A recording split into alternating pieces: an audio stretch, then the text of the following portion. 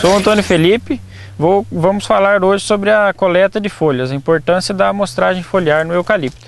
Para isso nós precisamos ter à mão a nossa prancheta, uma caneta e a embalagem correta. O primeiro passo é a identificação da amostra, certo? Então começamos pelo solicitante da análise, quem vai interpretar os resultados e fazer a recomendação.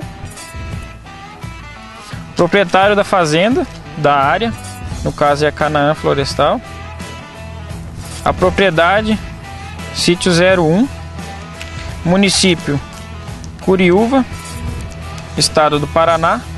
Amostra número 1, talhão C. Cultura, eucalipto, variedade Urograndes. Última aplicação de produtos químicos, totalmente importante. Nesse caso não foi feita nenhuma. Data da coleta da amostra. Aqui nós vamos definir qual o tipo de análise que nós queremos.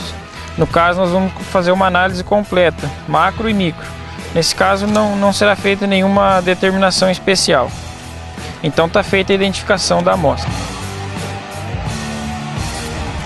Qual a importância da análise foliar? Por que nós estamos aqui hoje realizando essa amostragem? Porque nós não sabemos qual é a deficiência da planta e aliás, nós não sabemos nem se ela está em deficiência. Então, para isso é importante que a gente tenha feito a identificação correta e proceder a uma coleta bem feita para a gente poder alcançar os nossos resultados, porque a planta não fala, então a gente precisa perguntar para ela como que a gente faz isso. Análise foliar é a forma mais barata, mais viável e que dá mais resultado para a gente no campo. Agora vamos ficar então com o procedimento de coleta adequado. Com a embalagem correta, né, sempre de papel, nunca de plástico. Nós vamos chegar até a planta que nós vamos fazer a coleta. Observar a meia altura da planta, que seria esse galho aqui, né? Sempre desconsiderar a primeira folhinha que ainda não está formada. Qual que é o procedimento? Primeiro par, segundo par, terceiro par de folhas de fora para dentro. A meia altura da planta nós vamos tirar com a mão mesmo e colocar dentro do saquinho.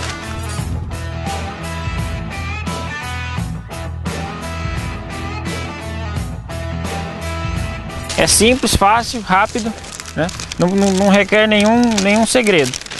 Apenas não coletar folhas da parte baixa da planta e nem da parte alta, certo? A meia altura da planta sempre. Se você tiver uma lavoura que você vai fazer uma amostragem, não é uma lavoura muito grande, que você não vai pegar em muitas plantas, você repete a amostragem em outro ramo. Por quê? Senão você não consegue ter o volume de folhas necessário no laboratório. Então vamos proceder aqui nesse outro ramo. Primeiro ainda não. Primeiro par formado, segundo par formado, terceiro par formado. Dentro do saquinho. Agora a gente faria o caminhamento, né? Segundo o nosso planejamento aí, ou você pode fazer o planejamento e colocar tudo no GPS, ou você vai caminhando entre as linhas, né, contando quantas plantas. Para quê? Para distribuir a coleta na área toda. Não adianta eu vir só em uma planta ou em 10 plantas e pegar a folha e achar que eu estou fazendo certo. Não, eu tenho que caminhar por toda a área para que essa amostra que vá para o laboratório tenha representatividade. Outro detalhe importante na hora da coleta de solos: como que eu vou proceder com a minha caminhada na área? Será que é aleatória? Se eu fizer uma coleta aleatória, eu vou ter um resultado aleatório e uma produtividade que não vai representar o que eu quero.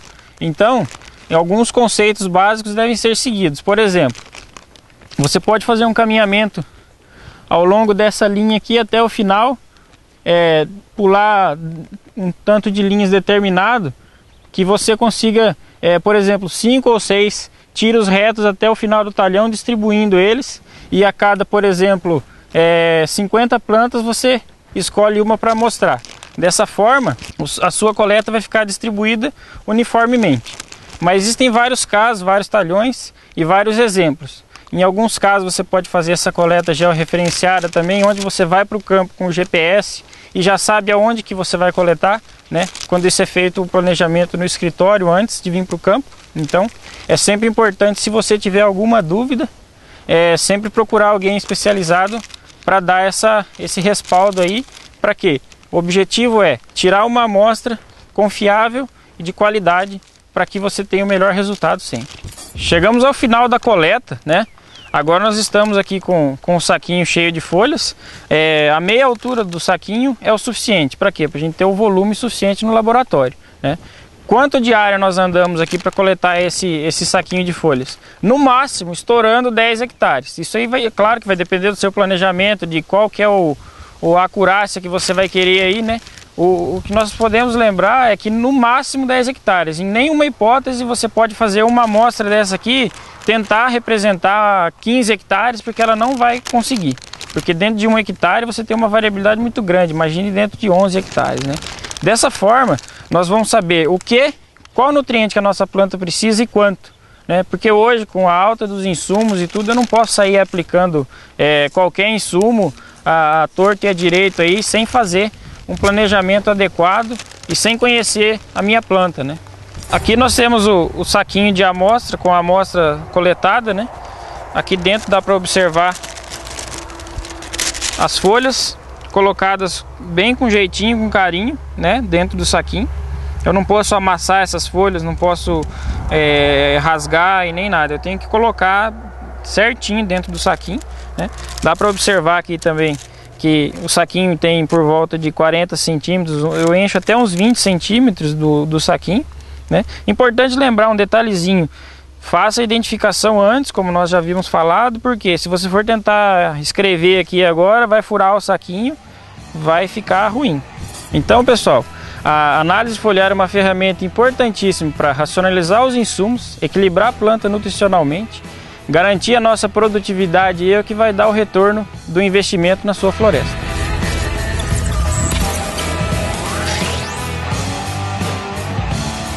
Então, pessoal, estamos aqui agora no escritório. Trouxemos algumas folhas aqui de eucalipto, justamente para mostrar aí a importância do trabalho de análise foliar, né, para exemplificar as deficiências nutricionais. Por aqui eu consigo ter uma ideia, eu consigo saber que a minha planta está precisando de alguma coisa, né? Dá para a gente ter uma ideia, por exemplo, esse tipo de queima aqui pode ser falta de manganês. Esse recorte aqui não é formiga, tá?